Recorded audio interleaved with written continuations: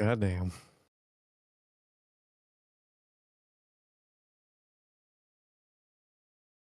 Well, well, well, everybody. Uh, well, guys,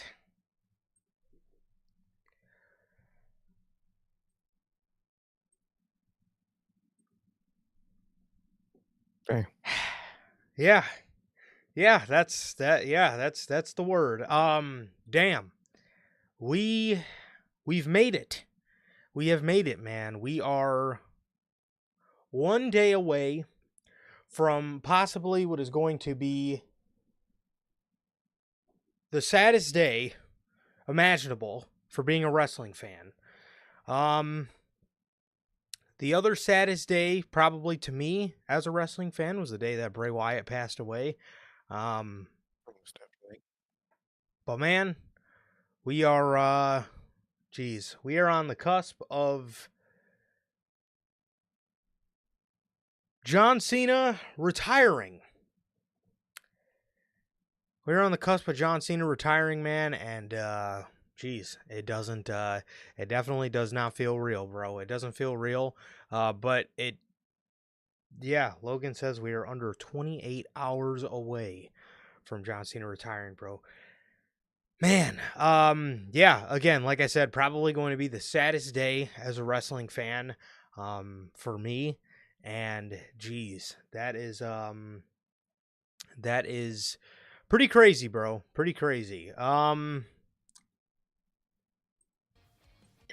And it really doesn't feel real, man. Like, I was watching the video of him announcing his retirement for this year last year, and it's like, at that time, it was so far away, it was inconceivable, and it doesn't even feel like we're here. Man, yeah, again, like I said, probably going to be the saddest day as a wrestling fan. Oh, think my audio's okay? It's Hey. Your audio's been good for, I've been checking it, it's been good. okay. Yeah, look, it looks okay on my end, at least from what I'm seeing. But man, yeah, crazy, very crazy, man. It's very crazy. We are finally here. We are finally here, and we are down to, like Logan says, under 28 hours away from the retirement of John Cena, man. Wild, absolutely wild, that we're finally here. Doesn't feel real, but at the same time, it does. I don't know what to expect tomorrow, man. I already know. I already know what's coming. I already know what's coming. I don't know what to expect, but at the same time, I know exactly what to expect. In that sense, but crazy, absolutely, just crazy, crazy, crazy to me, man. I can't believe we've been talking the whole year about December, right? What is December gonna look like? Then obviously when we found out the date, we were all like, man, December 13th is going to be tough. And I'm looking at it right now, looking at the date and seeing that it is December 12th is wild that we are finally fucking here, man. So it's obviously been a big concern since January. It's been a big concern since January on what exactly is going to what exactly is going to happen. However,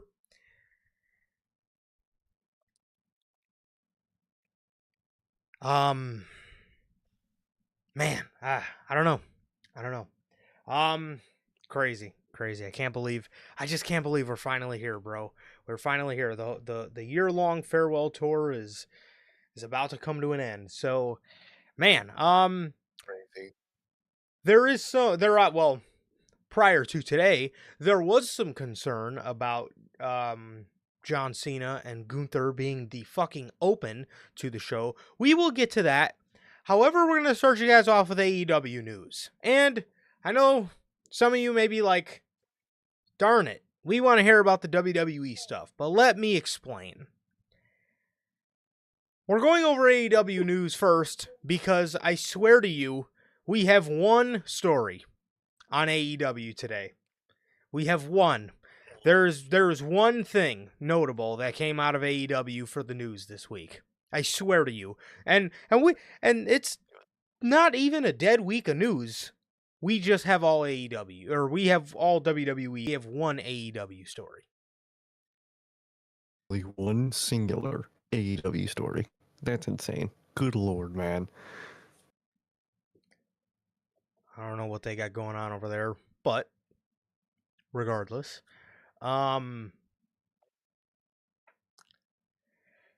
without any further ado,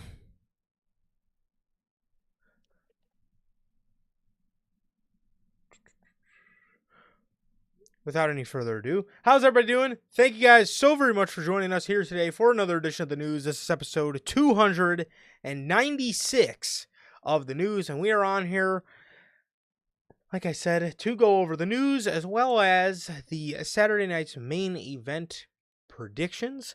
So with that being said, how's everybody doing? Thank you guys for joining us as always for another edition of the news. Like I said, this is episode 296. And if this is your first time watching, guys, do not know how the show works. Every Tuesday, we are on here live at 12 p.m. Central with NHP Unscripted.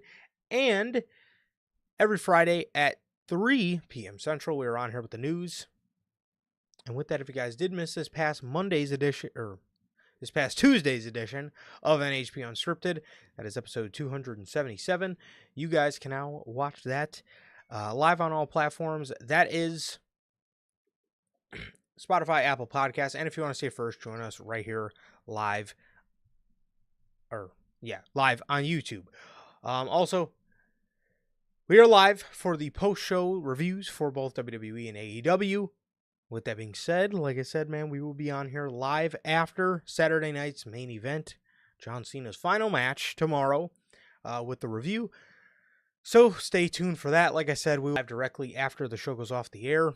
And yeah, so with that being said, if you guys have not got a chance to pick up some of the official NHP merchandise, you guys can now find this live on the merch shop. That is bonfire.com. Links at the top description of this very video, where you can get this beautiful piece of NHP merchandise live on there as we speak, man. Again, that is bonfire.com. Link is at the top of the description of this very video, man. And with that being said, if this is your first time watching and you guys do not know who we are here at NHP, I am Johnny, one half of the host of this very show. And as for the other half, we got my man, Sir K here. Sir K, let everybody know what it is you are smiling about today. It's been a good day, man. It's been a good day, good week.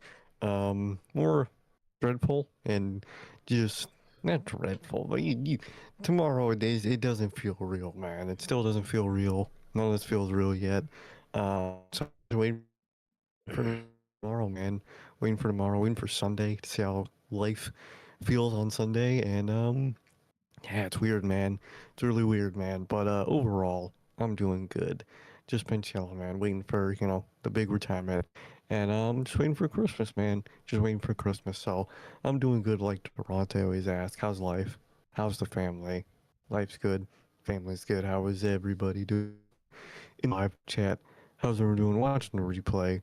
What about you, bro? How are you doing?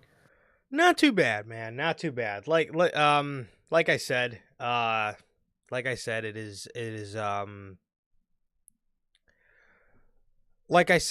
is very surreal that we're finally here. However, excited, bittersweet, very bittersweet, very bittersweet. Man, yeah, I don't know. I can't believe I can't even look to Christmas, man. I genuinely can't even look to Christmas after tomorrow happens. So we'll see how tomorrow goes, and hopefully it goes well. Because man, it is it's very crazy, very crazy to me that we are finally here, bro. I can't believe we're actually finally here. So I got my mind on that. But then after that, we can look forward to Christmas and see what Christmas looks like from there on out. But man, just wild, just very very wild. I can't believe we're finally here. But other than that, I'm doing good. I'm doing good, man. Just chilling, just chilling, man. So As for you guys, as Durante always asks, I am good. Family's good. What about you, Durante, Logan, Bell? Mr. Welcome Down and Cut the Shiz Off is not here, but our boy Lonnie is here. How are you guys doing? Thank you guys for joining us as always. Yeah, so thank you guys. We appreciate you guys as always being here. So yeah. So with that being said,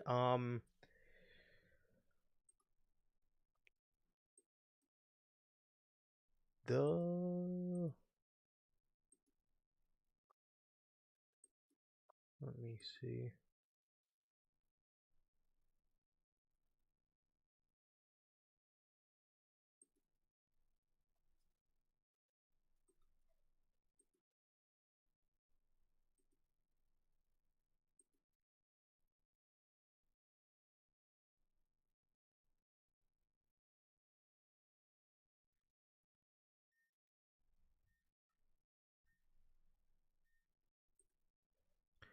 Seems okay on my end Yeah, same. for right now. So, okay.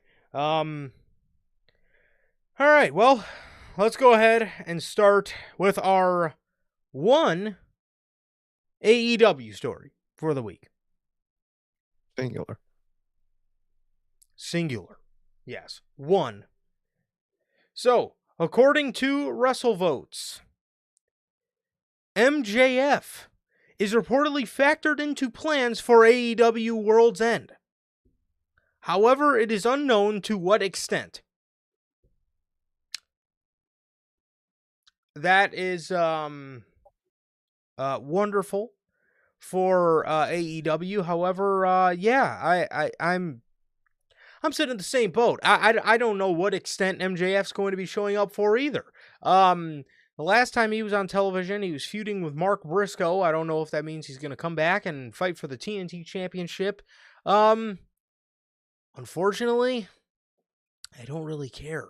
I'm sorry. I just don't. Yeah, I'm not. Again, I can't say I've been caring too much on what exactly what exactly MJF's had going on for him in his AEW run thus far. So, yeah, like I said, man, it's something that we'll see. We'll see what happens.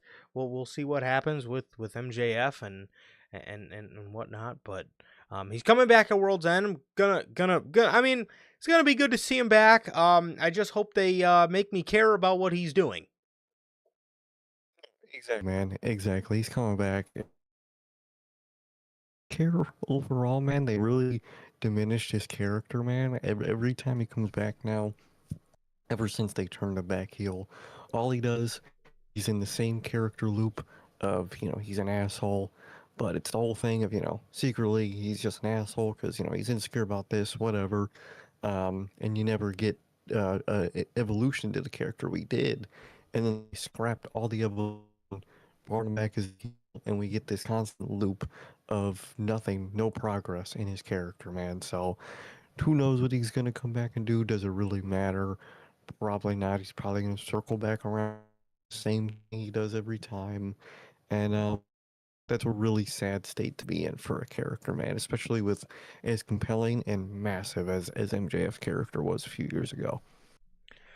Yes, that is very true. And obviously, me and you have been very critical. Me and you've been very critical on AEW of that. And it's something that it's something that I think they um drastically fucked up, and I think it's something that they still to this day have yet to recover from, and that was a year and a half ago at this point, man. And I just think his character has not gotten back to the point needed to be at since they turned him back heel. Turning him back heel for me was literally just them giving up on, like you said, the evolution to his character. So I don't understand what the process was there. But yeah, I mean, it still shows to this day. I just it's hard to find myself caring about what MJF is doing. 100%. So that's that. And well, that uh feels it feels a bit early, I guess. It feels a bit early to do it, but that's all we got for AEW. That is all we got for AEW, man. And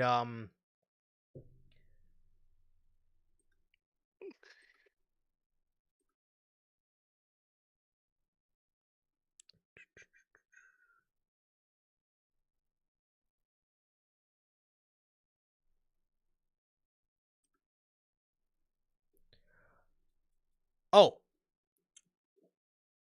well, side note as well. Before we move, I guess, before since it's a little early to do our W ad, I forgot to mention WWE put on sale today a Mattel Creations made to order Washington D.C. John Cena's final match figure. So they put that on a made to order. So your boy grabbed yourself one of those today. So it should be shipping out in about a year. So I'm very excited for that. Very excited for that. That's exciting. Very exciting. 100%. So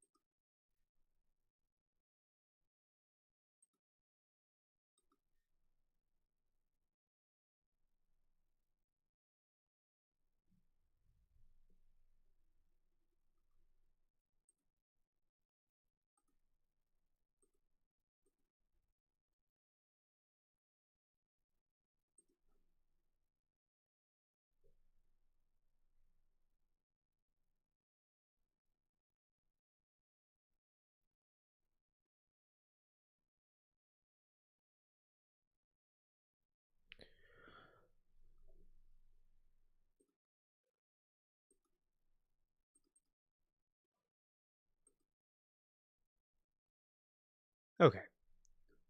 All right. Yes. So okay.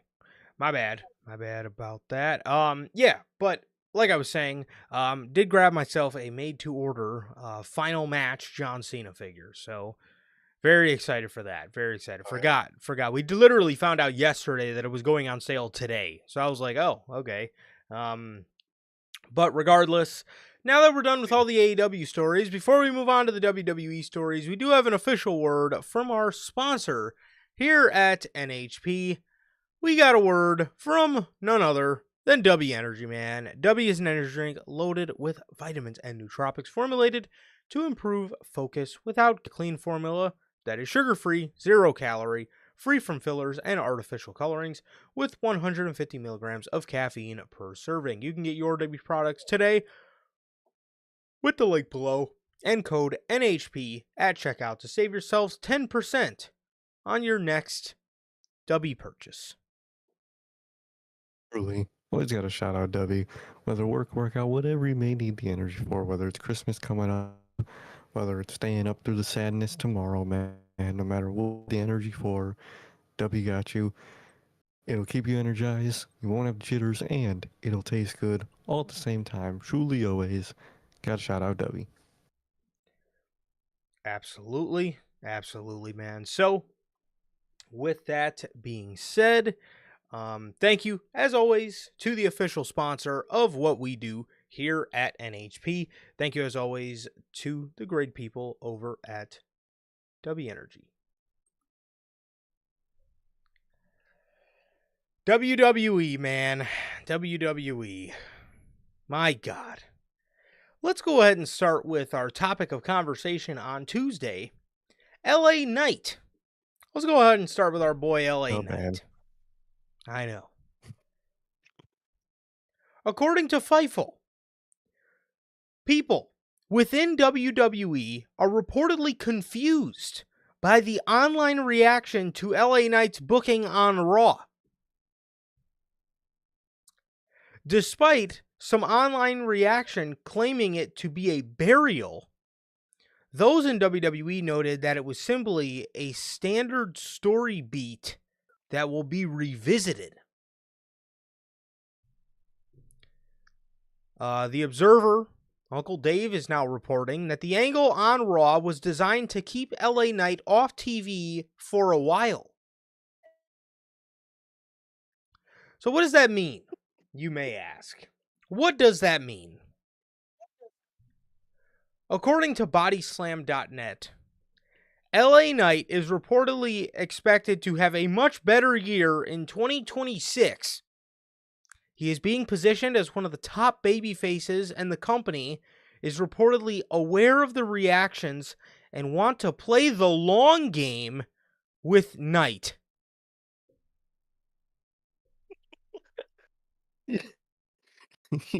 You can't make these people up, dude. They want to play the long dog. Y'all been playing the long game for 3 years now. You're at the end of the long game now, and now you want to play the long game? No, you just still want his momentum to run out, so you have a reason to not use him. But it ain't run out yet.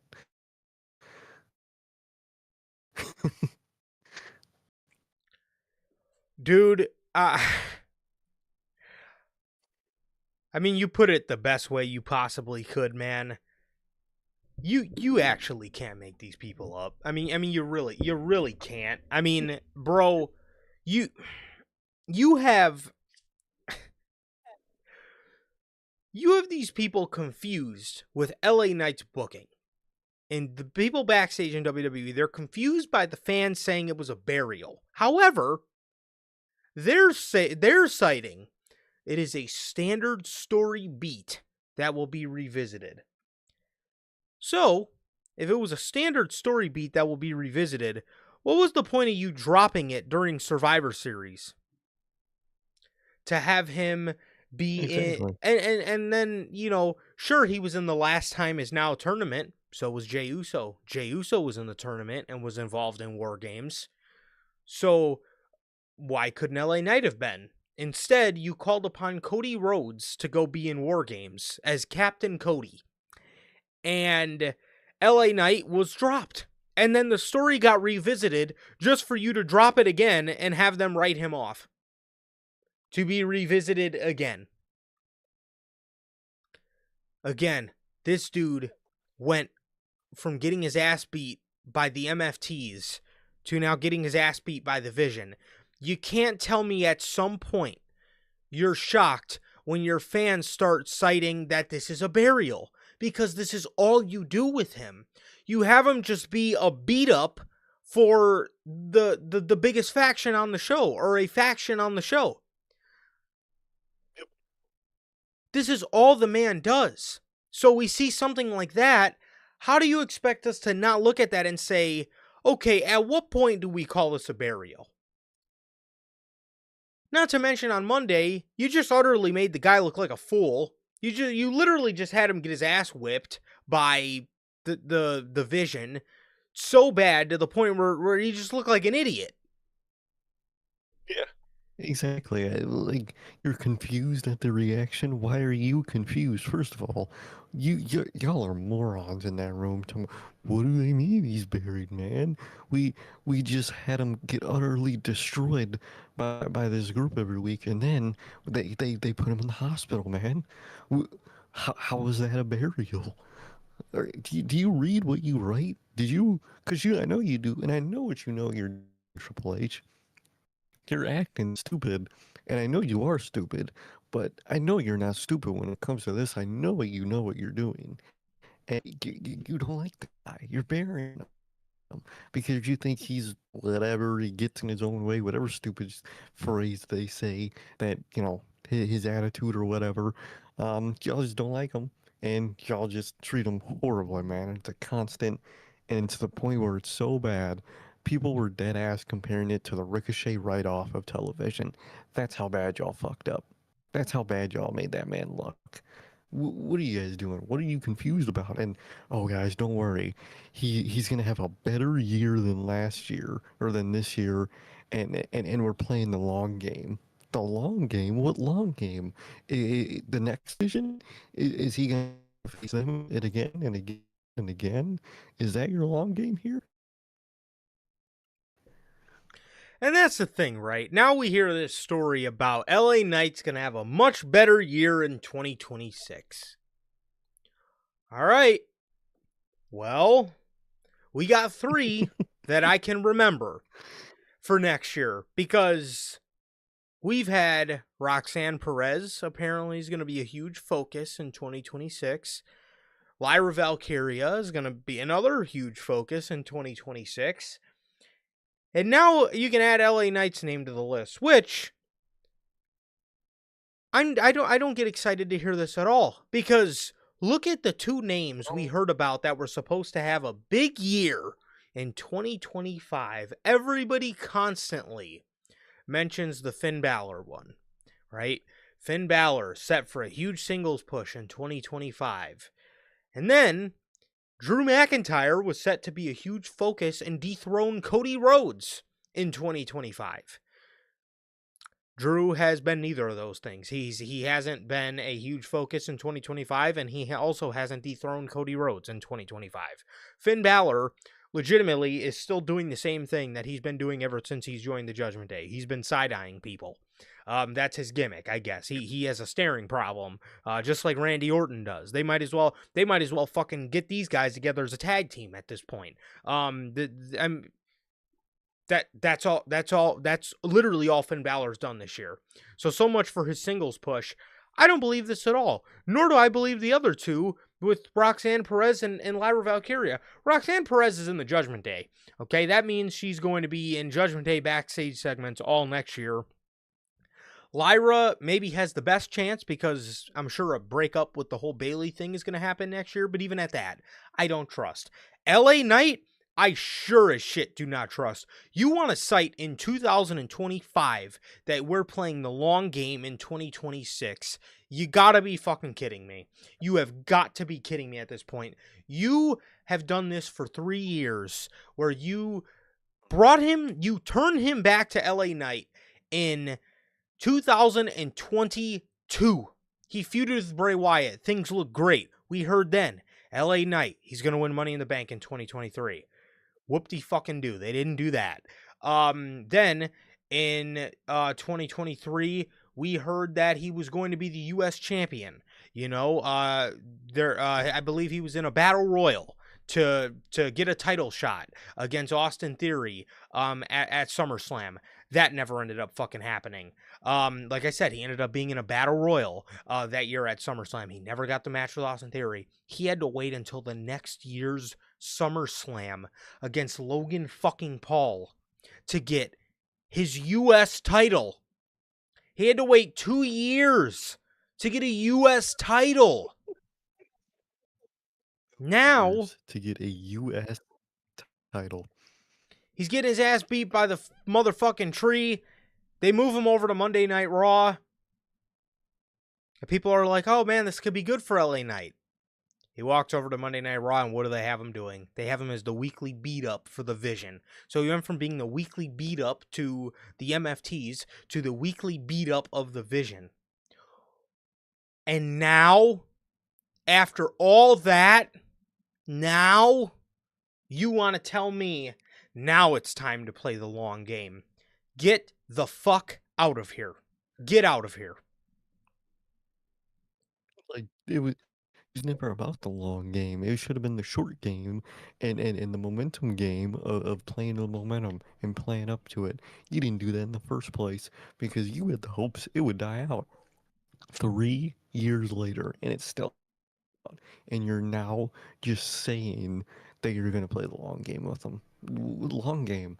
What is your overall plan? That man was a beat up guy for the OG bloodline, the MFTs, and now the Vision. What's next? The Judgment Day is going to regain power. They're going to beat them up too. You're going to have the LWO go beat them up for no reason.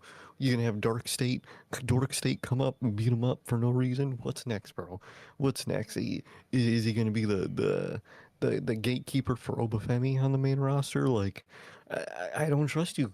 I don't trust these people. I really don't. No. No, and that's the worst part too, man, because in 2022, LA Knight was one of the more,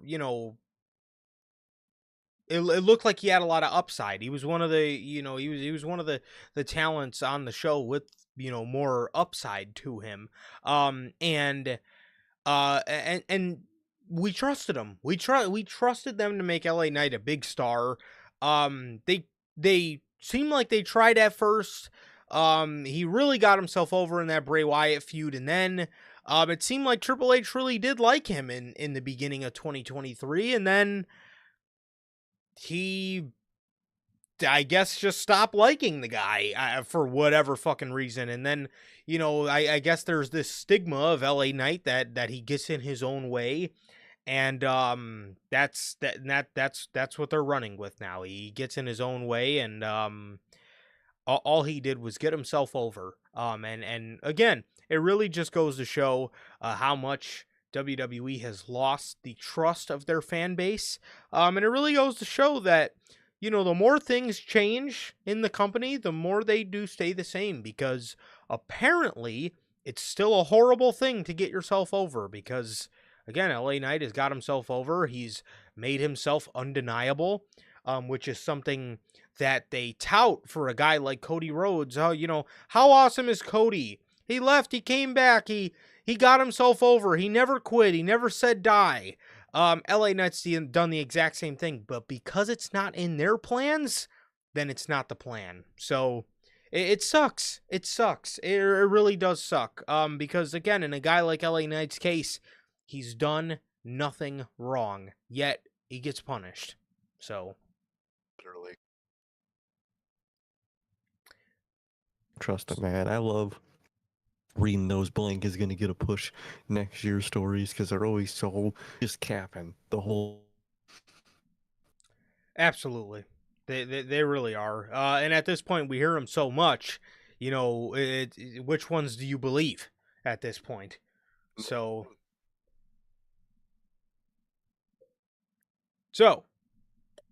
according to Uncle Dave, the mystery man that has been assisting the Vision since War Games appears to be two different people in an effort to throw the fans off.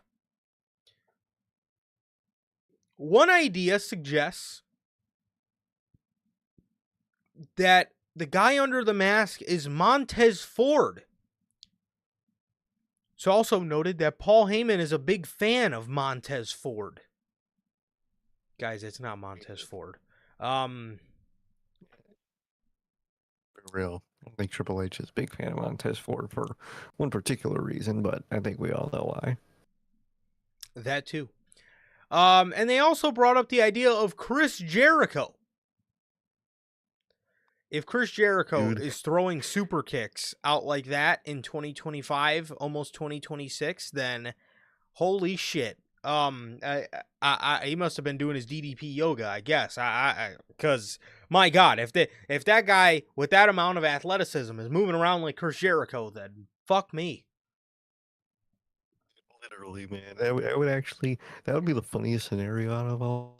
Put fucking Javon Evans in that costume, have him go crazy, and have it be unmasked as Jericho. That shit'll be fucking hilarious, man. Um, yeah, this is literally what both me and you said on Tuesday is what they're doing with this. We literally said this exact same thing, that they're Yep. getting people to, be in the costume, whoever's available, to throw people off, to have it be anybody. Yeah, and like you said on Monday, it's like what they or on Tuesday, it's like what they did with Retribution. They brought out 20 Yeah. fucking people. None of them look like any of them. And then No. they brought four or five of them to television, and were like, this is who, disrupted SmackDown that one week. It's like, Okay, there's Oh 5 of you. God. Where are the other 15?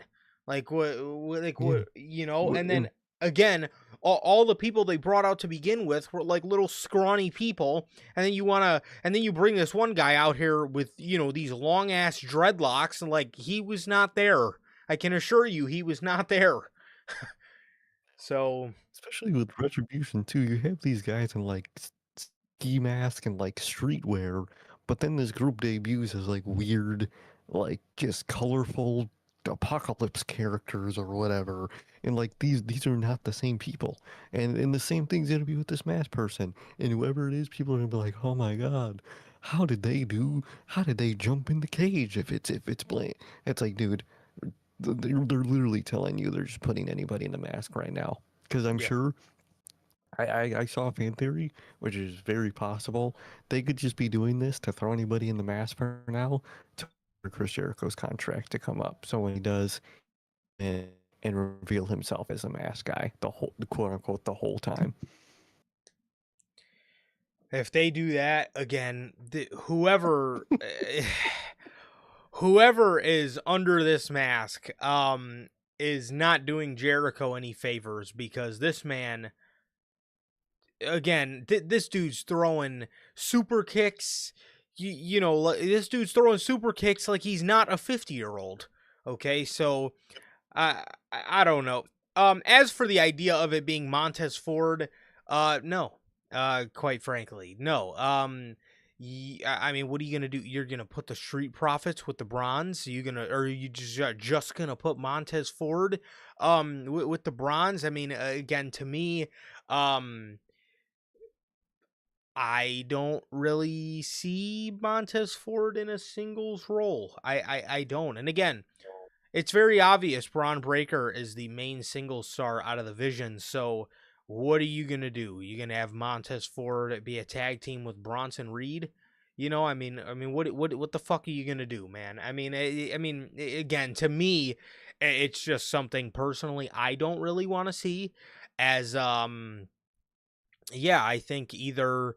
Yeah, that's not the way to break up the Street Profits. Like I said, if you're gonna break them up, then just break them up. Don't do a Chad Gable and Jason Jordan where, one of them just goes off and completely does a separate thing and just leaves the other one high and dry, with damn near no explanation.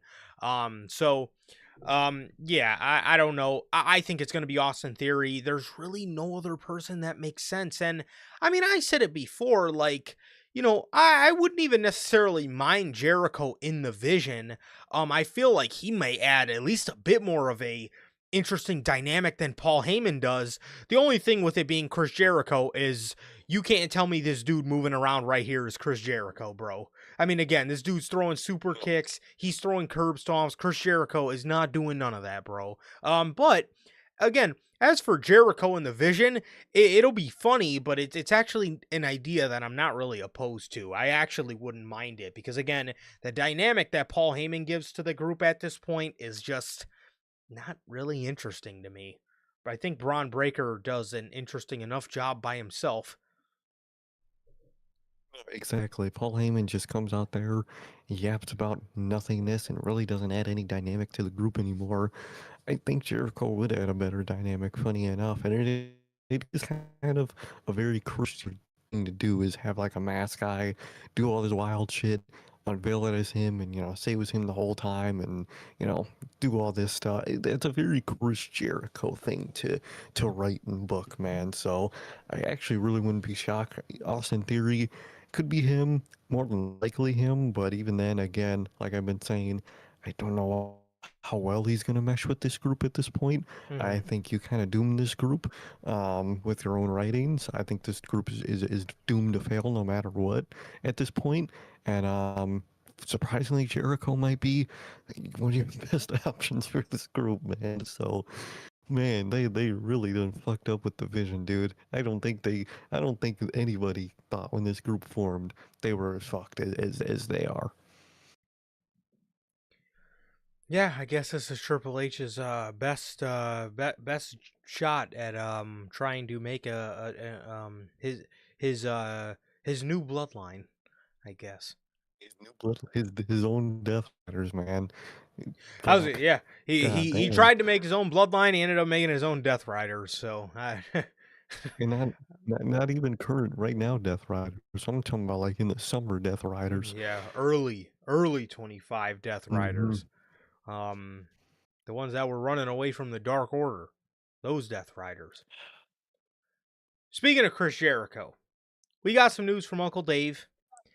As WWE reportedly has working plans for 2026, and here we fucking go with the plans for 2026 again, which would see retirement runs for Brock Lesnar, AJ Styles, and potentially Chris Jericho if he signs with WWE. Okay, well, he's coming back, so we can get that out of the way. Yes. Literally. Jericho's he's coming back. How do you feel about this? Are you excited to see retirement runs for Lesnar, Styles, and Jericho? And my question to you really is, do you think WWE is going to do a good job at these retirement tours? Oh God, no, man. Genuinely, I think with it, even though this is an ass, and people, have fans have really told them that this Cena retirement overall to the fan reaction has been ass.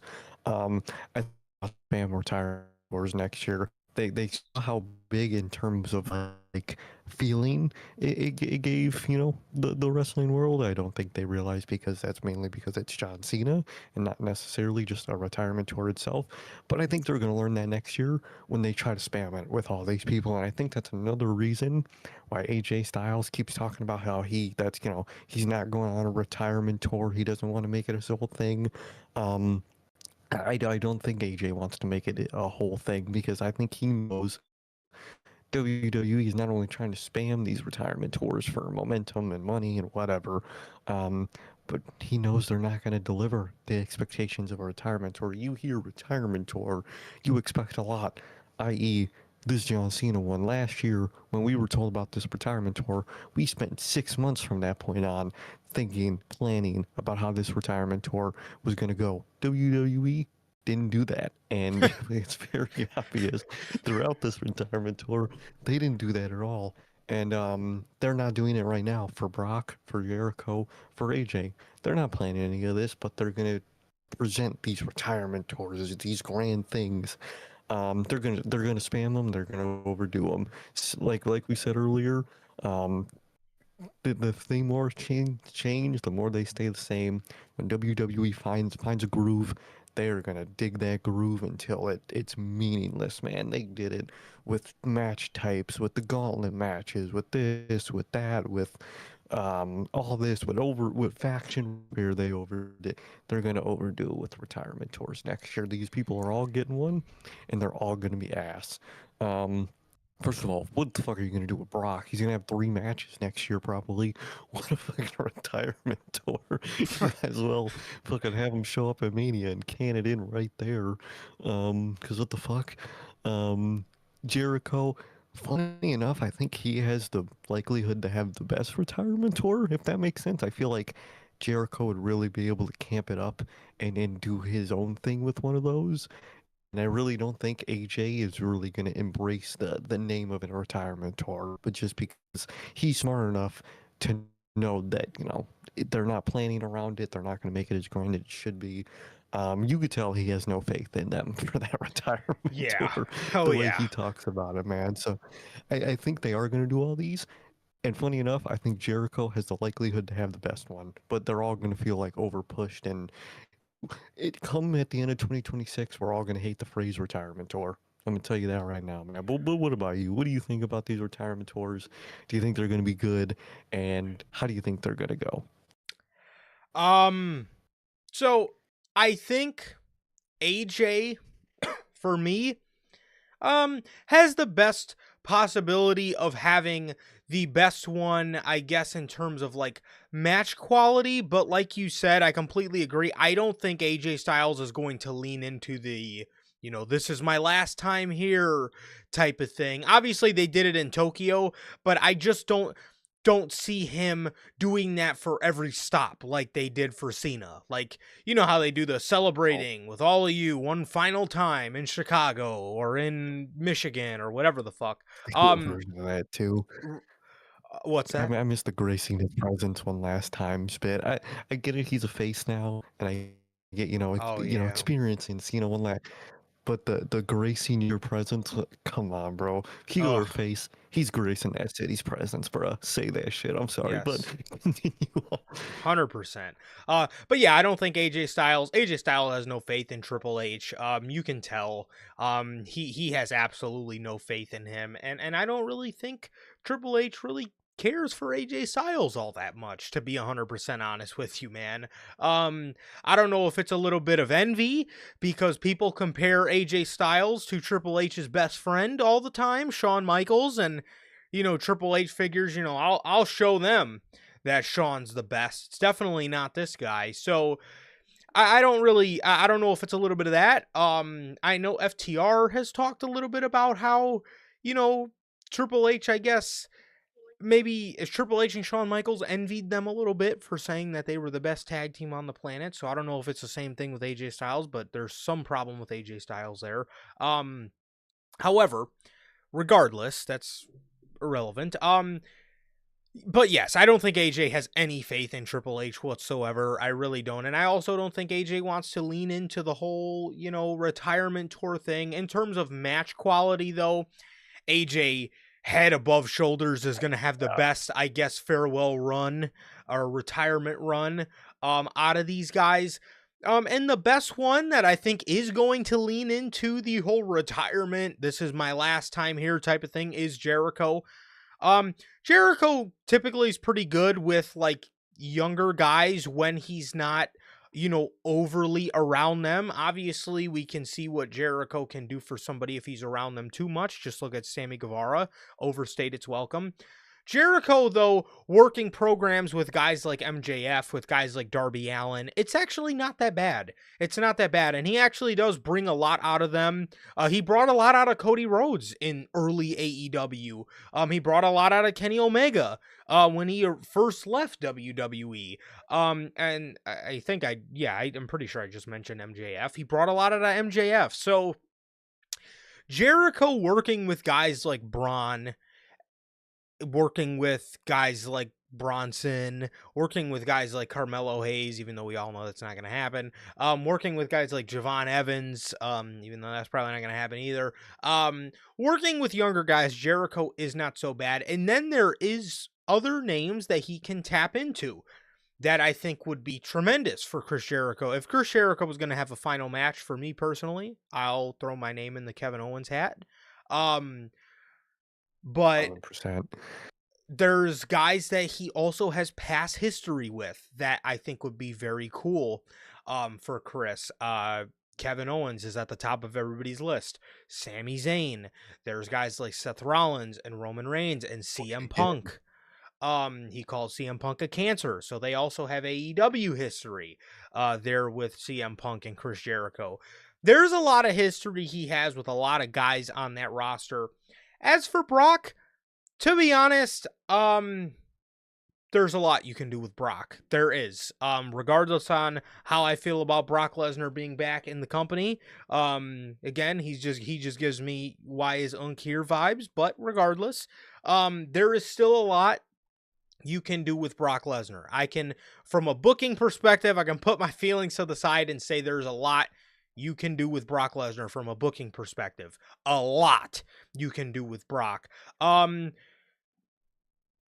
If you don't do the match with Braun at Mania, which it doesn't look like, you still have the Gunther match on the table. You still have the Gunther match. There's a Bronson Reed match you can do. There's a Braun Breaker match you can do. There is a match you can do with Brock Lesnar and Jacob Fatu for his retirement match that I think a lot of people would be very interested to see. I do. So those four names for me. Now there's a whole bunch of names I can go into that I really want to see Brock Lesnar face, but we all know those aren't going to happen. No point in me even mentioning those names. However, the names that I think WWE will do, Okay, who am I kidding? WWE will probably want to do a Logan Paul match, just because LOL Logan Paul. But the four names I could see them doing, the least likely one being Bronson Reed, and then the top three that I would personally want to see is Braun Breaker, is Gunther, and Jacob Fatu. I think those are the three names for me that WWE will most likely want to get out on the table, with Breaker and Gunther being the, most likely of the two. I could see them, oddly enough, wanting to keep Jacob away from Brock, but I could see them wanting to do that, anyways. But all three of these sound good. However, Triple H is very good at underwhelming. So that's not to say he could catastrophically fuck any of these up, because we know it can happen. Now, again, I'm not even one of these people that hated the farewell tour. I actually loved the farewell tour. I think Triple H went very wrong and a lot of dates were wasted. I do believe that. But I actually loved it, and I truly think, and Cena lives by this motto, but take what they give you and truly make it the best you can. I think with what he was given, he truly made the best out of the situation he was in. I believe that. However, that's not to say I don't think WWE wasted a lot of dates and wasted a lot of potential opponents for Cena. So, yeah. And for me, the Brock one on paper is really good, but on paper, he's amazing in War Game. And look what happened in War Games. Exactly. He's lazy. Triple H is very lazy. So a lot of this for Brock can be very good on paper, but I don't think they'll put that much effort in practice, unfortunately. This is very true. Yeah, like you said, Brock can be a great, on paper guy. But then again, when we get to the match, like again, every guys I just mentioned, Braun, Gunther, Jacob. What's the one thing we say about Brock Lesnar? He don't work well with big guys. He doesn't. So those matches can go great. There's also a possibility that those matches can just fly completely off the handle. So there's that possibility as well. Imagine Brock versus Javon Evans. Come on, bruh.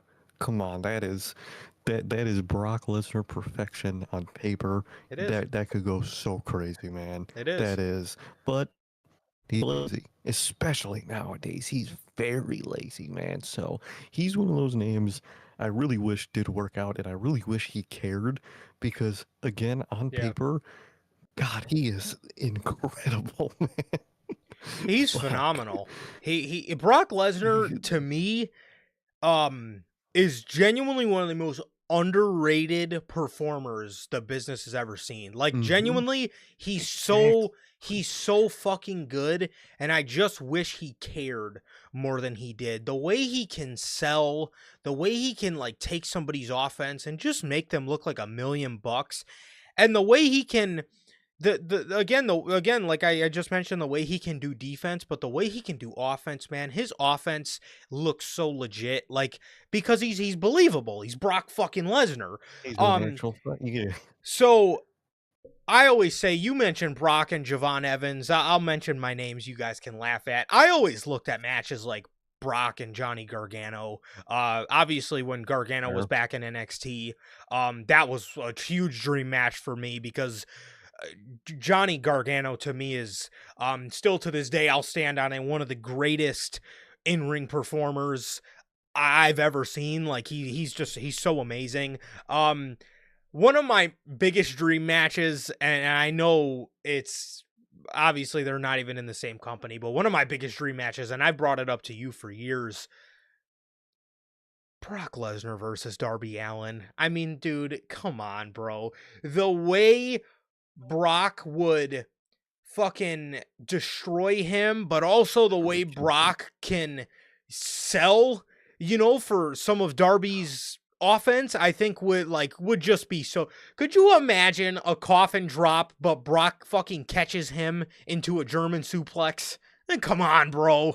That's just fucking Come goated. on. Um, Dude, so that shit would go so crazy. yeah, I mean Brock, like you said with Brock, it's so hard, man, because I just wish he fucking cared more than he does.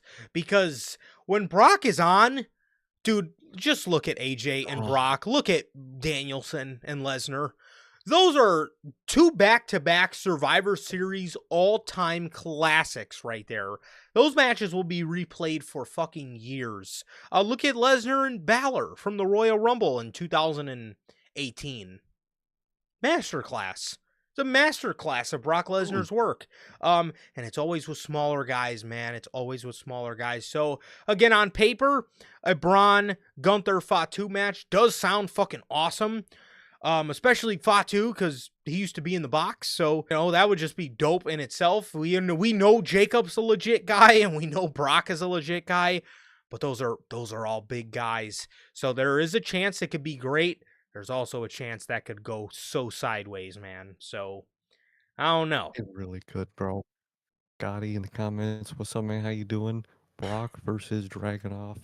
Oh Holy my hell, that is a god. literal UFC fight in a wrestling ring. I need to see that. Yeah, Dragunov and Lesnar. That's another. Truth be told, I didn't even think of that until you said that. That is, man, That's insane. that's ridiculous. That is ridiculous to even think of, man. That would be amazing. That would be absolutely amazing. Mr. Welcome down and cut they shiz office here. How are you doing, my brother? Thank you for joining us as always. I But do. yeah, so that's the news on WWE and their retirement runs for Brock Lesnar, AJ Styles, and Chris Jericho. So, moving over to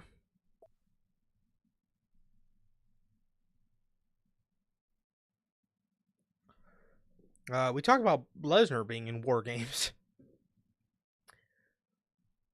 Somebody else that was in War Games, WWE is very high on.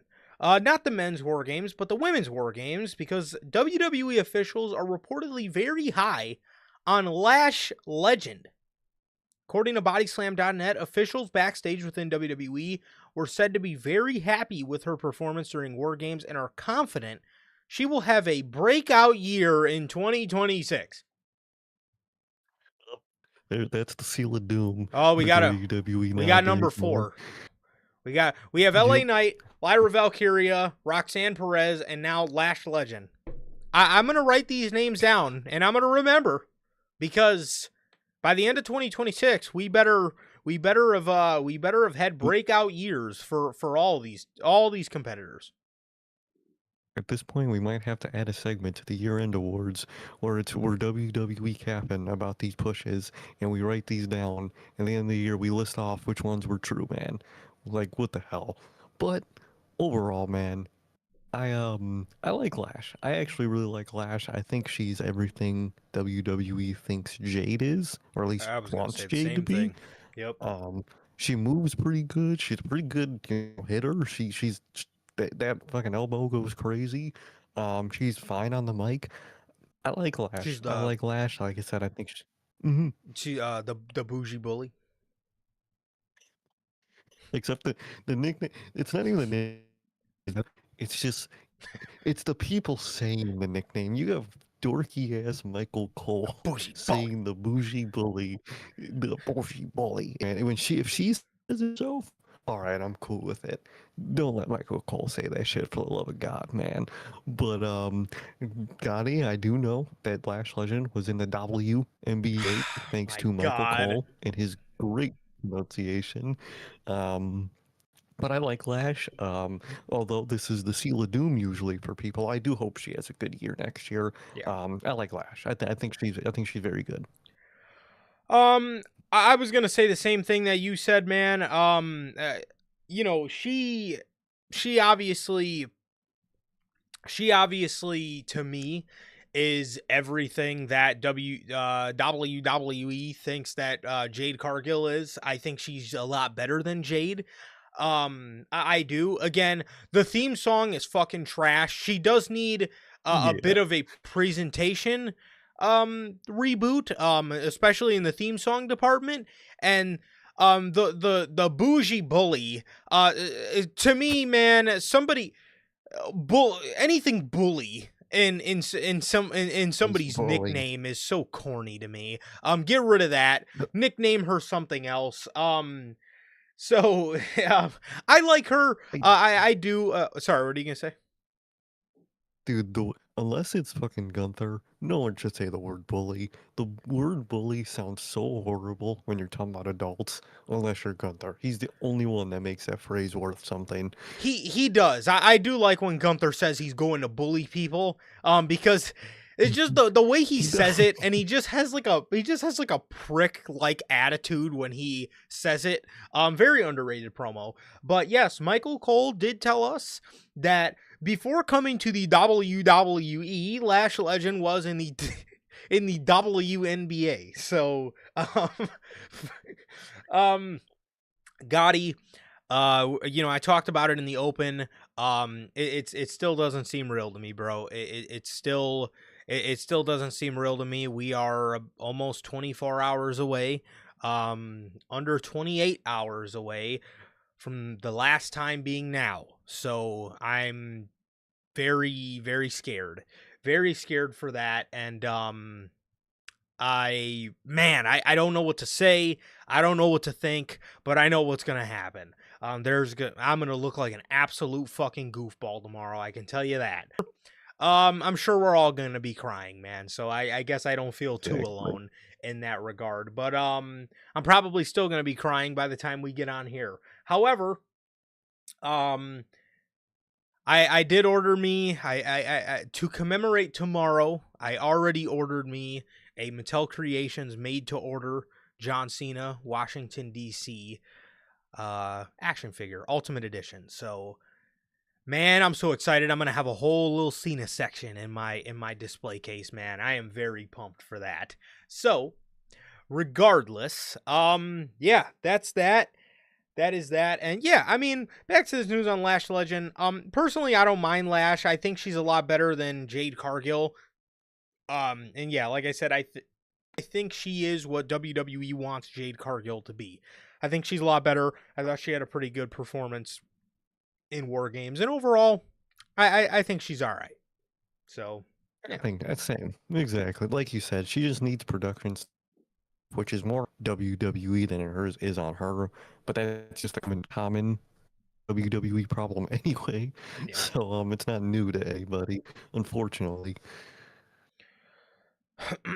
So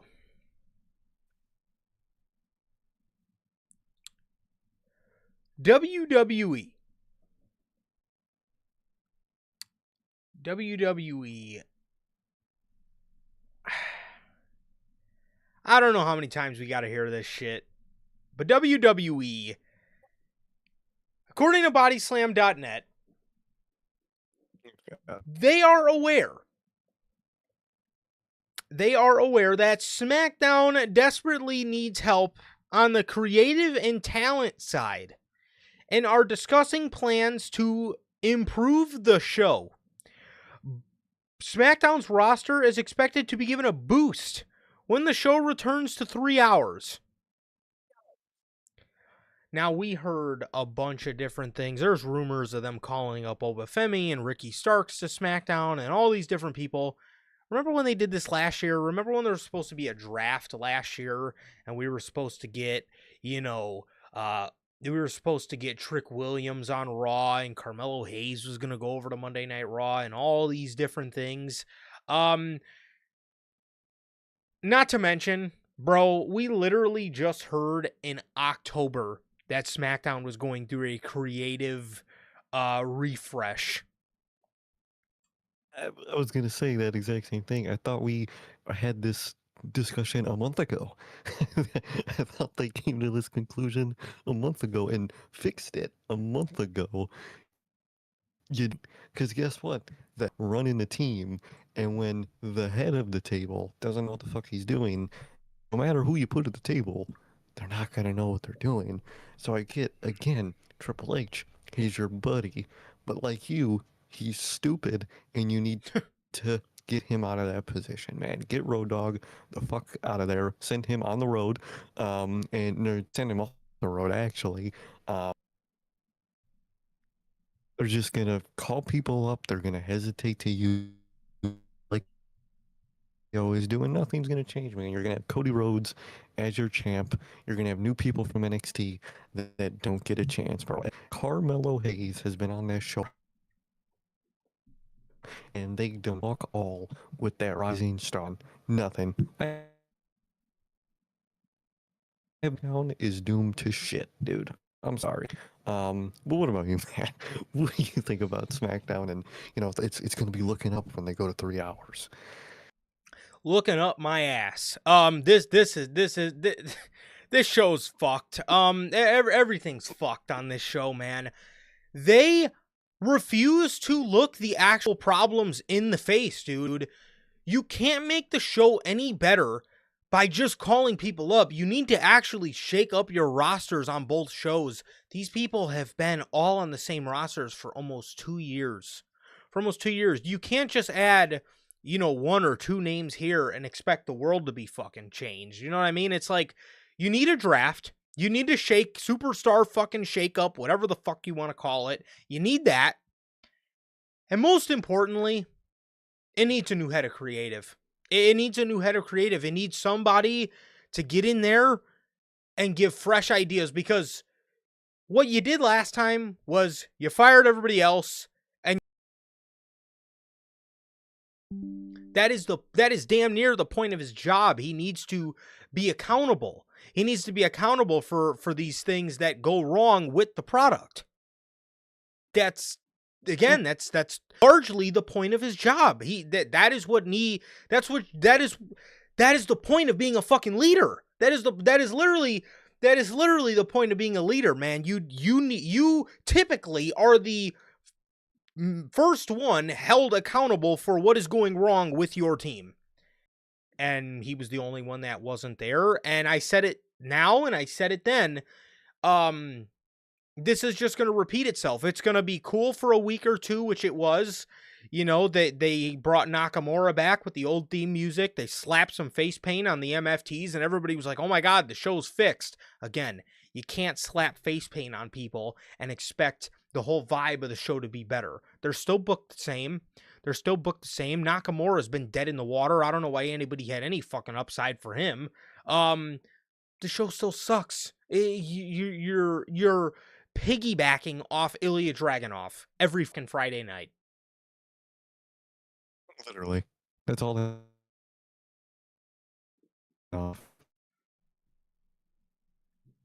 As for them calling people up,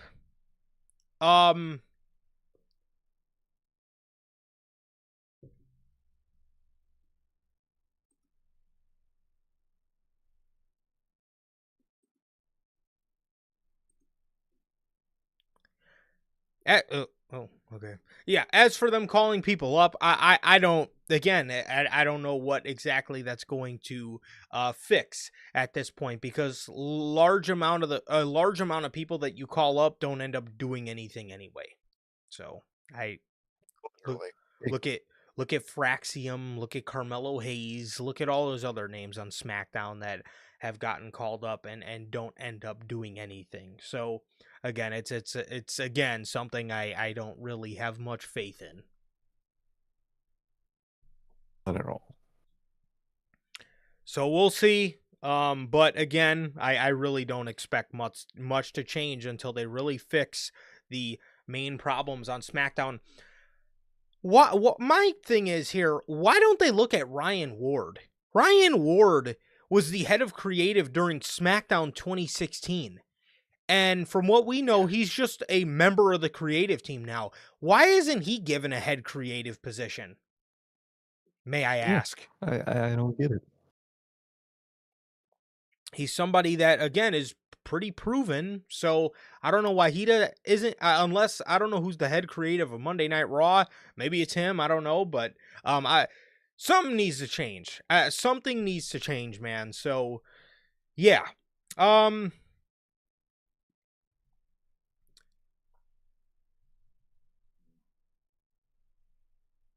WWE Unreal. Netflix Sports has announced that Unreal Season 2 will launch on Netflix January 20th, away from the Royal Rumble.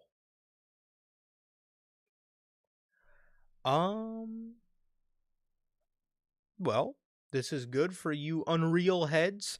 I actually like Unreal. It's funny to see the amount of dumbassery in the in the writers room. It's actually a show I actually don't mind, just for the, not for the sake that it's informative. Well, I mean, it is informative on how fucking stupid Triple H and his fucking boys can be. But it's actually a show that I like. I cannot wait. I specifically cannot wait to see the episode they do on R-Truth. I can't wait to see them try to play that off like that was the fucking plan the whole time. Ooh, I can't wait. Can't wait to play that off. I can't wait for them to bullshit. That's the thing. The show overall to me is pointless, except seeing where they're literally just a bunch of chickens with their heads cut off, dude. And it's so funny because before Unreal, they would get on their fucking media scrums and act like they're these fucking ultra geniuses that have everything planned out, and then the show comes out and you learn that they are fucking literally, like I said, chickens with their heads cut off all the time, man. And it's really funny seeing those morons run around not knowing what the fuck to do. So I'm very excited for that. Excited to see how they lie about the R-Truth thing, how they gas up that whole Seth injury angle, and the Oh, few other stuff we heard that day is coming. Oh, dude, they're gonna gas that shit up like we are, dude. oh Oh, yeah. it's gonna be fucking. Oh man, you know it. You know how Oh, they are, man. I already know that whole episode is going to be so annoying because they're going to be the whole time just the fans. They always You think they know what's believe. going on and they don't really know anything. And we played this one off on everybody. Oh, I can't fucking. Oh God, that one I'm dreading because I already know the whole time they're just gonna be Yep. fucking rubbing it in our faces, trying to make everybody look like fucking idiots. But um because they know half the time their audience is fucking right about shit, so they don't like it. So the one time they can pull something over on people, they will rub it in your face to no end. I mentioned that this was a week away from the Royal Rumble. So,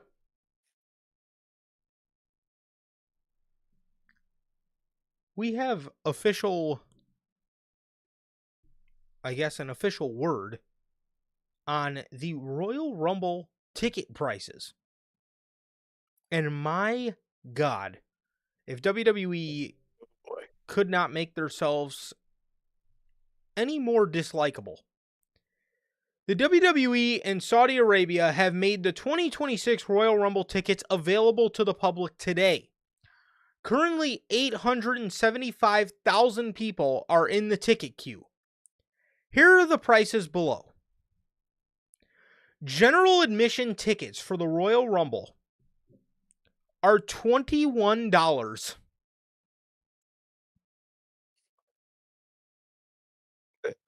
Are you kidding me? That, what? That you're in the richest place in the world, and that's when you do cheap tickets? You mean, okay. All right. You mean to tell me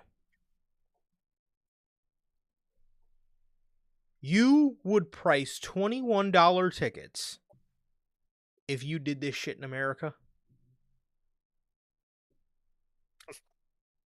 Saudi gets the affordable ticket pricing. Saudi Arabia gets the affordable ticket prices. You're fucking kidding me. Premium tickets are $133. Platinum is $186. Diamond is $240. VIP is $320. And VVIP are $400. You can fucking triple that had the Royal Rumble took place in the US. What is this? You're favoring Saudi Arabia which is, again, a place where you actually probably could get away with these ridiculous ticket prices. Why the fuck do they get the affordable ticket pricing? What is that? Why? Like, why do again? Like you said, why do they get the afford? Dude, we're gonna pay more for our tickets than they pay VVIP tickets. How, how does that make sense? You're in Saudi. They got Randy Orton over there in Mr. Beast land in Saudi Arabia, paying $21 a ticket. Are you kidding me? Good God, what is that? What the fuck is that, dude? How ridiculous. How ridiculous, man. You know, WWE, thank you for always being loyal, and thank you for always being appreciative of your US audience, man. Thanks. Thank you. Thank you guys so much. You are awesome with your ticket prices, man. Awesome. Great. WWE is notorious for having nosebleed tickets go for $250 and above. That means I could pay diamond ticket pricing and get a diamond tier seat at the Royal Rumble in Saudi, but in the US, my $240 can't even get me a fucking nosebleed. Come on, man. Mind-boggling choice here for ticket pricing. Can't say it shocks me, but mind-boggling nonetheless. Speaking internally, the show is they use the term placeholder name they have for the show is Backlash. So it looks like our post WrestleMania pay-per-view will be Backlash, and it will be taking place from Italy. So, yeah. I'm glad. I'm glad WWE is going back international for Backlash, and hopefully we get our international summers back. I don't think so. Well, maybe. Actually, yeah, because I forgot they moved Money in the Bank to after SummerSlam. Well, I guess they have more to announce. They have more to announce now. So hopefully we do get our international summers. Yes, I specifically, I'm happy they're going back overseas, but I specifically cannot.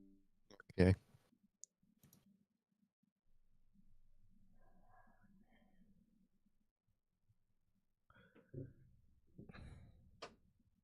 Okay. I apologize for that.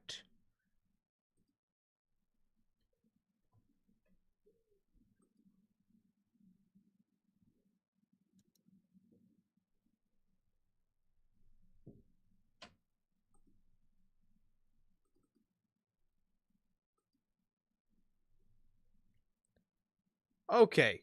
Back to what I was originally saying. I miss overseas crowds. I cannot wait for them to go back overseas, and hopefully we do get our overseas crowds again. Most specifically, because I cannot wait to hear the overseas crowds sing Symphony Number 9, because I know they're going to do it, and these lame-ass crowds in the U.S. do not do it. So I cannot wait for that. But regardless, I just miss overseas shows. They bring so much more life. And that is, especially at this stage of the game, what WWE needs right now, some life. Exactly, man. They really need some life. Glad they're going to Backlash or to Italy for Backlash. The sound of that. I wonder if I'm sure they're going to keep the Backlash name, but so far they're only using it as a placeholder. Who knows what they're going to do? Probably just Backlash Italy. I would be shocked at that, man. But that's very exciting. I'm very glad, and they're back to up and all that. Absolutely. So, Saturday night's main event. Got some news on Saturday night's main event for tomorrow and in general. So, according to the Observer, There is no set run time for Saturday night's main event this weekend, so everyone on the card will get all the time they need. Obviously, I think this is a great decision.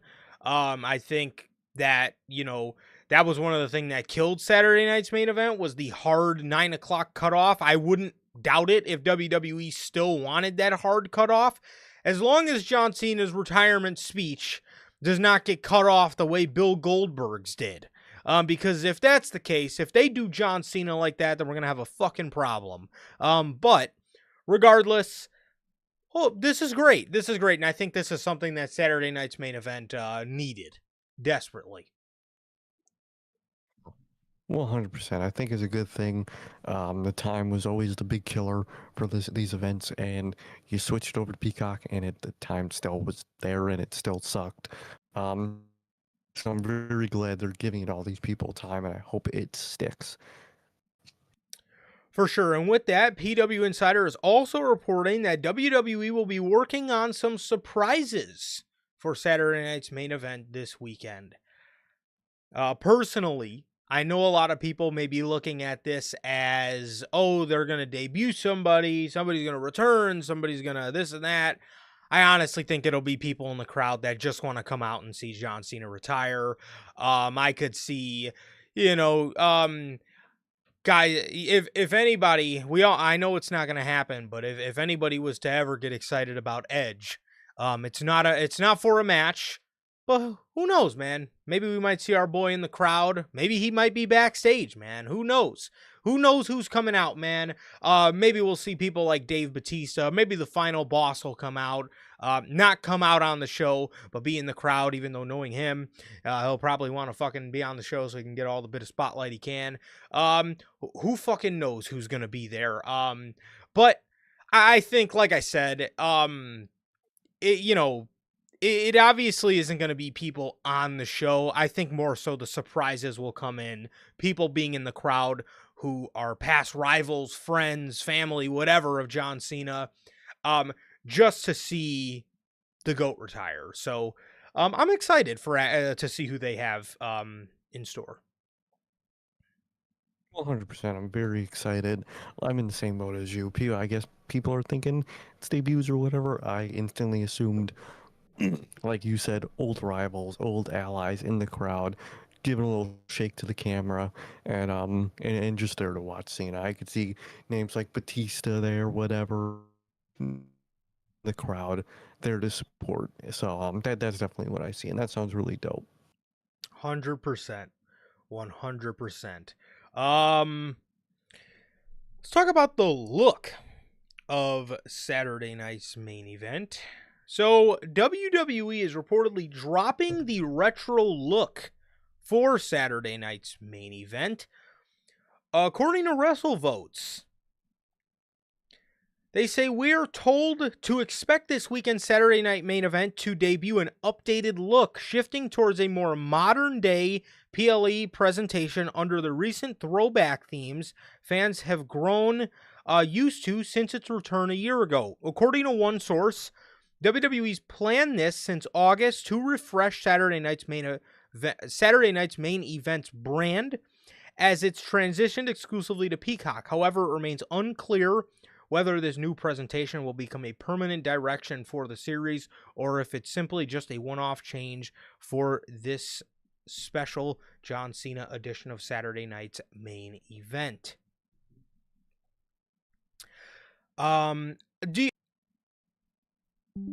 Okay. I'm okay with it for this one because it's more of, a John Cena centered show than it is a Saturday night's main event, which also begs me the question, why did you name it Saturday night's main event? But I digress on that one. But overall, I don't like that idea because it negates the whole purpose of calling it Saturday night's main event and doing the whole point was that it was retro. And I get if you don't want to do the same thing every time, do like a different decade for each one. Do an 80s themed one, then do a 90s themes ones, do a early 2000s, do a mid 2000s themed one to keep it fresh, if anything, man. Like, I get you don't want to do the same thing every time, but just making it a modern show makes it completely pointless in identity for me. But what about you, man? I think that WWE should I I would like to see them move away from it only because they don't do anything to really make it feel modern. They took Jesse Ventura away from the show, which was great for the show. I thought that made it very retro. They had Cody coming out with old championships, which is an idea I gave a while ago. I would love if every Saturday night's main event, the champions on the show came out with the old version of their title. No matter whether it's the big gold, the spinner, the old US title, the white IC title, or the oval IC title, the old women's title, the old tag belts, whatever it was, I would have loved for that to stay. I think that would have just made the show so cool and just gave like such dope visuals on like just like looking at people with like older belts. I think that would have been really cool. WWE fell short and took a lot away from it themselves to the point where it already felt like just another regular fucking show. So I would actually love if they went with themes for each show. Like I know like one like if you look at what they do for like the Saturday night's main event posters, you know, I remember the one they did like the Jey Uso one, where it was like I guess Yeet themed. And then the one they did during the summer that had Cena on it. It was like the poster they did was like it almost looked like the Spider-Man 3, like half, you know, red suit, half black and white. I would like for them to do themes like that. And then obviously we're getting the theme here for John Cena's final match. So I wouldn't mind it only because WWE took away a lot of the retro aspects of the show itself, without even doing it to the point where in their own right, they already watered it down. So, but I do completely get your point. You would think like, you know, that was the whole point of the show. So taking that away does make it any other fucking pay-per-view.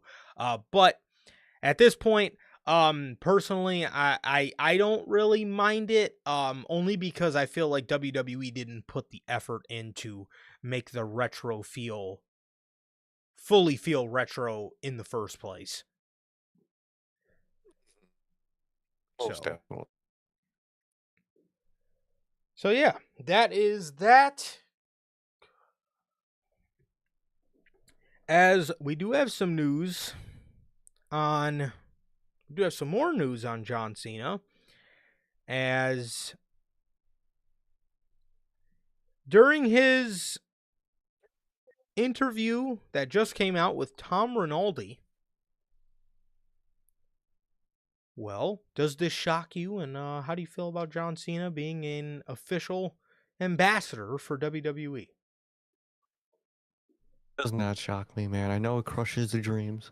The AEW fans that really thought, I guess, he was gonna have a run in AEW after this retirement tour. There was actually, they actually did think that. Oh, fuck.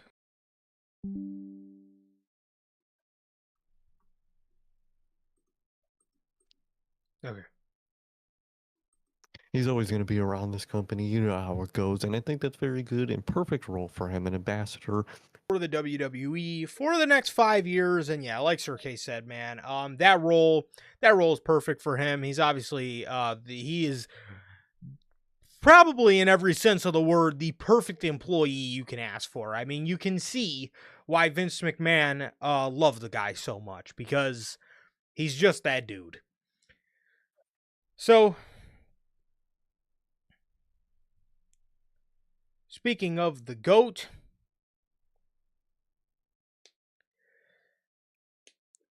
the Wrestling Observer is reporting, as of right now, John Cena versus Gunther is set to open Saturday night's main event this weekend. So, let's bring you through this, because this was the first report that we got. Then we got a report a couple days later by WrestleVotes that says there are reportedly several people in power that want to see John Cena versus Gunther closed Saturday night's main event, though the idea for the match to open the show has been floated around. So now that we have these two conflicting reports here, John Cena just decided to let everybody know himself. I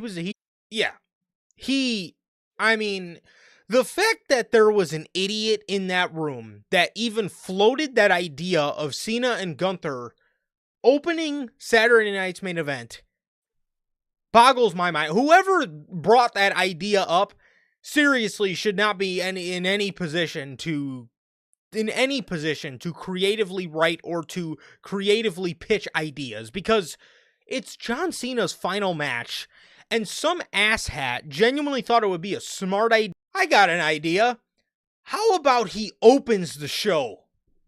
Shut the fuck up. Sit down. The whole show is centered around John Cena's retirement.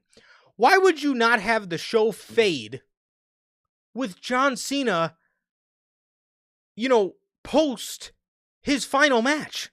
Does that not make any sense? No, it makes no sense, man. I don't know what they were thinking when they thought that it would be possible to do that. Um, you know, the Cena stuff's gonna happen. We're all gonna be sad as fuck, and then we're supposed to enjoy a bunch of matches for the rest of the night. Yeah, like you would have killed everyone's momentum after that moment. Like you have to go off air after that moment because there's nothing else to do. You got to sit there and you got to wallow in the fact that the man is retired after that. no. Who even wants to hear fucking Triple H fucking go himself on the post show after? No, you know what I mean? John Cena's done. There ain't nothing to talk about. Everyone go home, cry on the way home, and that's the show. Earth would you ever think it could go first, man? Some of those people are wild, man. But I'm glad it's going on last, and that's the only place for it to be. 100%. Yeah, there is no debate. Like I said, the fact that we were even, flirting with the idea of having him open the show is just absolutely. John Cena will be closing Saturday night's main event as he should. Again, there is no debate on what should be going on. There. However, again, it's there's only one right answer. The idea is to get eyes on all the NXT talent. If you put John Cena first, then you're not keeping people around for the. You should make people sit through seeing the new talent before you get to John Cena. If you put John Cena on first, that's the main attraction. Why would you? You know how many people are gonna say, I don't really care to see these guys that maybe I never heard of. So it's all right. Cena retired already. We can go. You know how many people are probably going to do that? Everybody's going to be crying. Nobody wants to sit there through a whole nother show. Look at what happened at the First Dance for when CM Punk came back. They put CM Punk on first. And guess what we did? After Punk's segment, we did... Okay. Everyone who was there went to go buy that shirt, man. Same.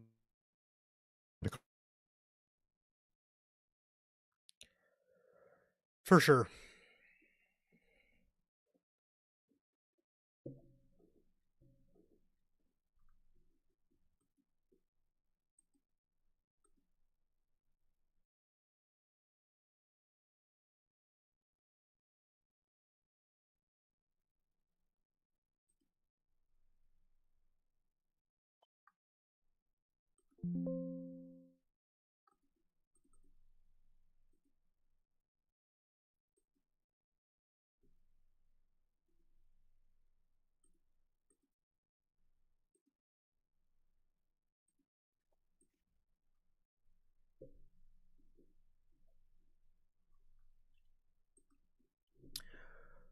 Yes. Yeah. So I don't know. AEW did it with CM Punk when Punk came back to the business, and you could see immediately how much people cared about the rest of the show after Punk's segment, man, and we were one of those people. So, again, I've literally lived this experience before. So I would not want that to happen to Sol Ruka, Javon Evans, Leon Slater, and Obafemi. So yeah, I don't know.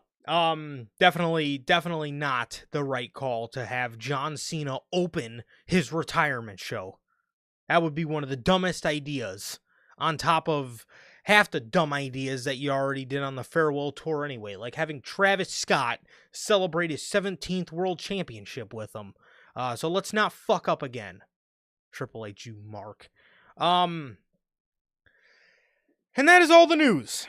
That is all the news here for today. As yeah, that is everything. That is everything we got, man. And with that being said, we got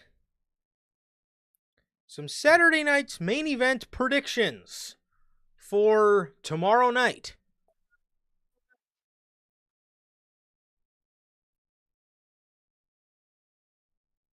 Let's see. We got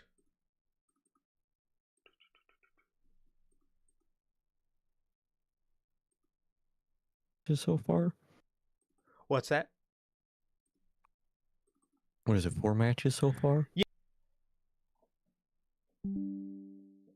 With the first match on the card, we have Bally versus Sol Ruka. Thoughts? Very excited for this match. Bailey has been phenomenal, man. She's been phenomenal. She's still great in the ring.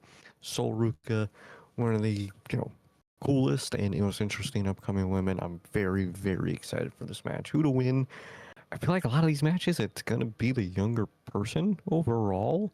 So maybe not for like the tag, but we'll get to it. But I'm gonna go Sol Ruka here. Yeah, I will say, I think it'll give Bailey an interesting, I guess, edge going into Monday Night Raw. Maybe she might be a little upset calling Lyra Valkyria an idiot come Monday. So I'll go ahead and say Sol Ruka as well. With the next match, it is a tag team match. It is AJ Styles and Dragon Lee, I believe, defending the Raw Tag Team Championships or the World Tag Team Championships against TNA's Leon Slater and Javon Evans. This I'm very excited for. I'm very excited for this one, man. But what do you think? And I'm pumped for this. We get to see at some point in this match AJ Styles and Javon Evans, AJ Styles and Leon Slater. Very excited, dude. Very excited. Overall, I do think AJ and Dragon Lee will retain, but I'm excited nonetheless.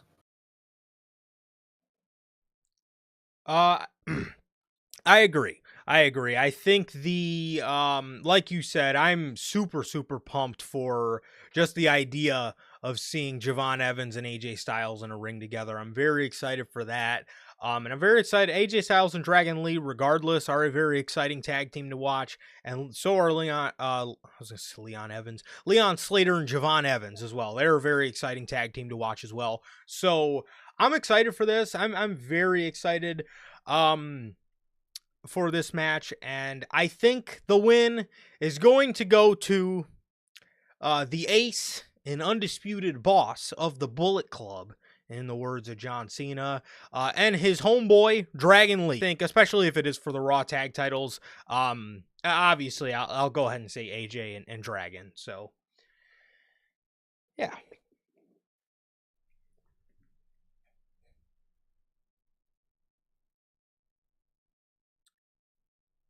Next up, we have Obafemi versus Cody Rhodes. This is for nothing. Oh, wait. The tag match might not be for anything either, because I think the whole point of the show is just exhibition matches, nothing on the line. So yes, they are just exhibition. I do remember that, but I still feel like for some reason AJ and Lee are gonna win. I agree. I would agree with that. Cody Rhodes versus Oba Femi. The Ooh, television nightmare versus the ruler.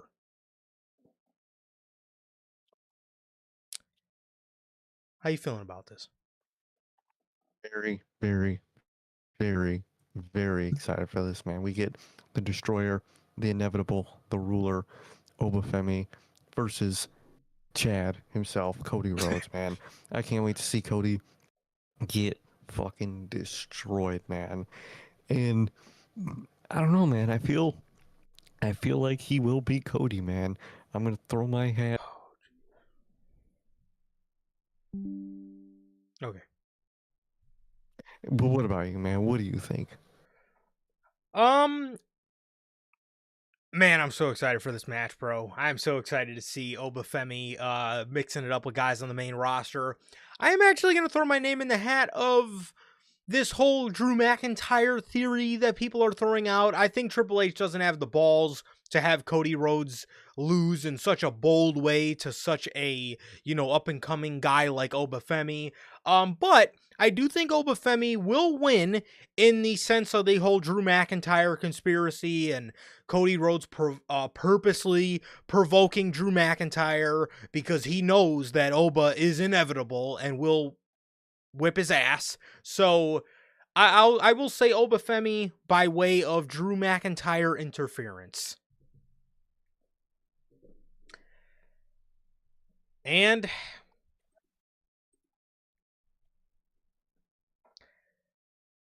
they're throwing around the phrase final final. This is it. This is it. Um Man. John Cena versus Gunther. The last time is now. I'm getting goosebumps thinking about it. This match is gonna fucking slap. I'm excited for this. I'm so happy for Gunther. And I'm so happy for John Cena, man. I really am. It's really been an incredible year. It's been an incredible tour. I'm glad I got to be a part of it, and I'm glad I got to witness all 35 up until this point. Tomorrow will make 36 dates. Um, I'm so excited. I'm so happy. I'm ready to end this book right. And I'm so happy it's against Gunther. I'm so happy for Gunther. He's gonna kill it. He's gonna step up to the plate, and he's going to retire the greatest of all time. I am going to go Gunther winning by via pass out by John Cena. So, man, I'm not ready.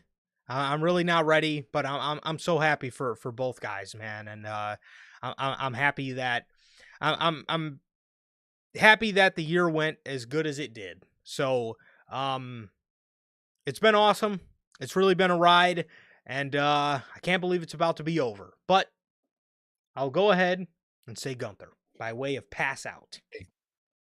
Exactly, man. This is perfect, man. This is the most classic, just beautiful story. You get the biggest monster in Gunther versus, the biggest man of hope, John Cena. This is literally so textbook. It's so perfect, dude. I love what they set up here, man. And it really is perfect, man. I'm very, very excited for this match. It's gonna slap, and Cena, I think, is obviously gonna lose or tap. I don't know at this point. I wouldn't be shocked if it's tap.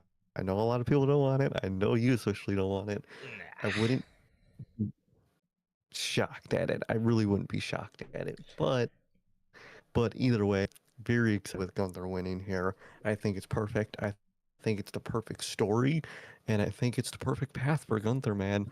Don't know what the fuck he's gonna do after this, but this is literally peak wrestling storytelling at its finest, man. And perfect, man. It's a perfect setup, and they can do it perfectly, man. I'm very excited. Gunther's obviously going to get the win, and we're going to get the most beautiful, saddest send off of all, man. So oh man, it's going to be rough tomorrow. Oh god, it's gonna be very, very man, it's gonna be very, very hard. It's gonna be very hard, man. Yeah, I already know. Gunther, two things he could do. He could go over to SmackDown and challenge Ilya Dragunov for the US title at WrestleMania, or he can get his Brock match at WrestleMania because Brock, I wouldn't save Gunther for Brock's retirement match. Personally, I wouldn't. I don't think Gunther needs. A lot of people say Gunther doesn't need this match, but because he already retired Bill Goldberg. To me, Gunther didn't retire anybody. Okay, I don't care that he retired Bill Goldberg. That holds that holds no weight. That holds absolutely no fucking weight to me. No, So that's where I'm I'm sitting just at. saying, well, people like, oh man, he already retired Goldberg. That doesn't matter. It's fucking Goldberg. I mean, it's Goldberg at the end of the fucking day, man. But regardless, like I said, man, it's gonna be bad, bro. It's gonna be bad. But I'm here for it, and I'm glad that I am here for it. So, yeah, that's that. Man, crazy, crazy, crazy, crazy. So, Crazy. It's gonna be sad. It's gonna be perfect. yes, it is. Regardless, that is everything for Saturday night's main event, and that is everything we have today here for the news, man. And with that being said, we'll see you guys tomorrow. And man, it is going to be rough. But thank you guys to everybody who joined us.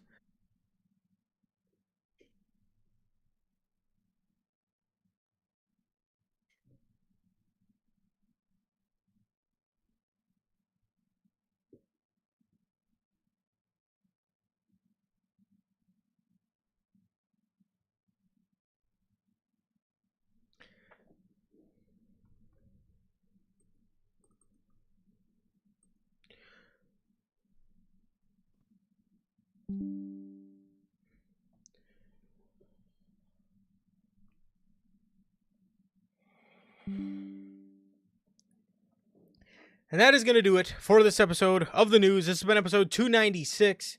Thank you guys, as always, for joining us.